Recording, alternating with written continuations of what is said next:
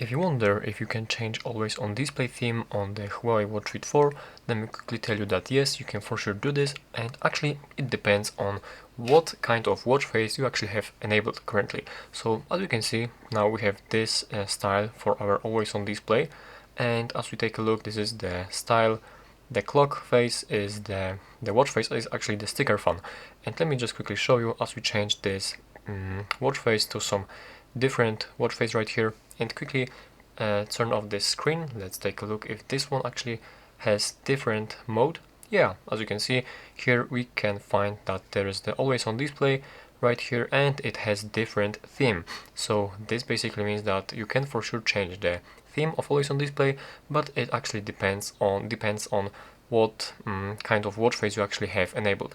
So like you cannot change the particular always on display. You can't have two different themes right here, but as you set up this theme right here and set up and take a look at always on display theme, it looks like this. So yeah, basically that's the quick information for you.